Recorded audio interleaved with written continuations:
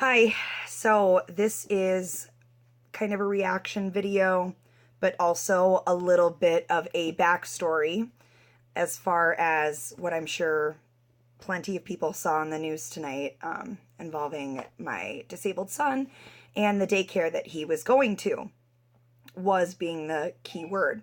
Disclaimer, first and foremost, there were there still are many amazing girls that work at this daycare. They, some of them treated my son like he was their own, and I don't want any of this to reflect poorly on them. Anything that has to do with what I'm saying or this video or anything that you see on the news. So that's most important. But the very next most important issue at hand is the negligence of the owner.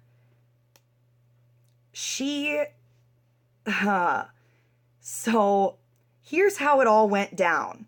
I got a notice on Brightwheel, which is an application for iPhone and Android that daycares can use to send parents messages. So I get a message on yesterday morning, real early, that says, and I will be posting photos of these, so I'm not gonna try and make it word for word because you'll read it yourself. It listed the times of 8 a.m. to 10:30 a.m. This note did on Brightwheel, saying that we should not / could not, I guess, be bringing our children during that time because there was going to be an observer there, and that it was very important to the daycare. So it even says in the note that if we get there during those times, we'll be sent home until 10:30. So that was issue number one. So I see the note yesterday morning and I drop Jason off at daycare. I walk in and the owner and another employee stop me and they say, "Hey, can we talk to you after you get him checked in?" I said, "Oh God, yeah." I'm thinking he hurt another kid or something or was being mean. Get him checked in. I go back into the office and they ask about summer school, if Jay is going to be going to summer school. Normal question. I said, yes, he is. Then they brought up the observer coming on Wednesday. And I asked them why parents couldn't bring their children during this 8 a.m. to 10:30 a.m. time. And it was summed up to just like a policy procedure, I guess. So then the owner herself literally leans forward in her chair and she's kind of hand gesturing to make the situation lighter.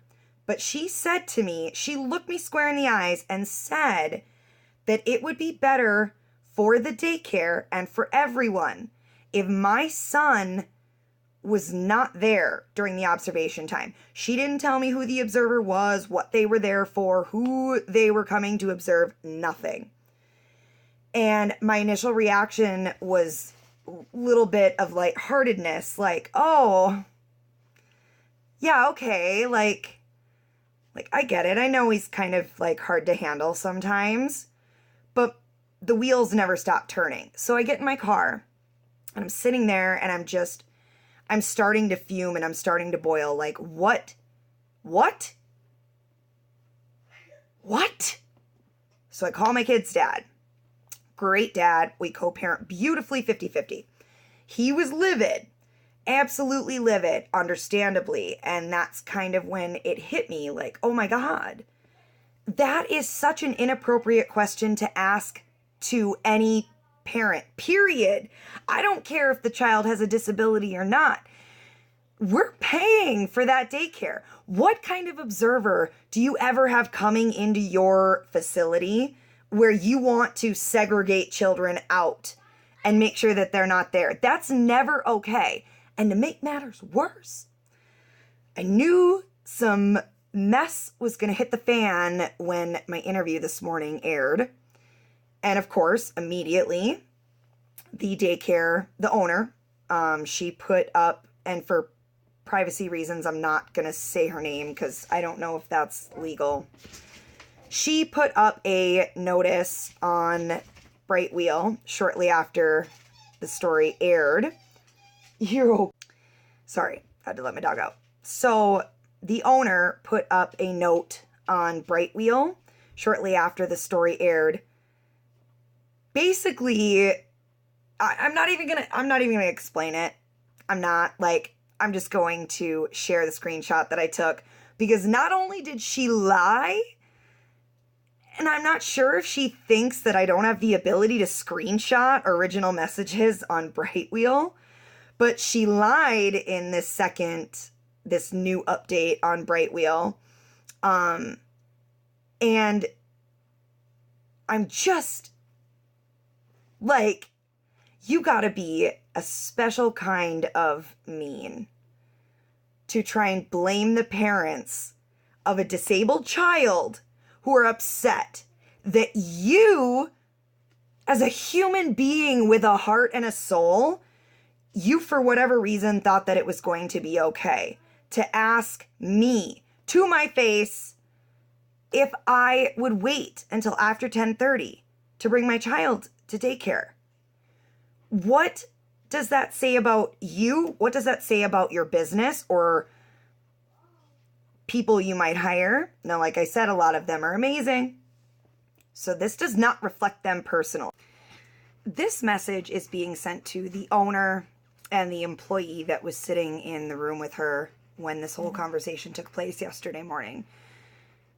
And I want this to be known, because even though after I was asked on Brightwheel if my child would still be attending this daycare, and I said no, we will not tolerate discrimination against our disabled child. You know, the owner did say that she's sorry I felt that way, or that I took her words that way. I'll share the screenshots. My last and final question is, how can anybody ever mistake those words? Okay? How? We feel it would be better for the daycare and everyone if your child was not here during the observation. How am I mistaking that? I don't think I am. So that's what this is.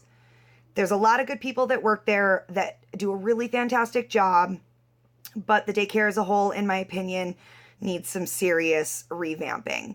They need procedural protocols.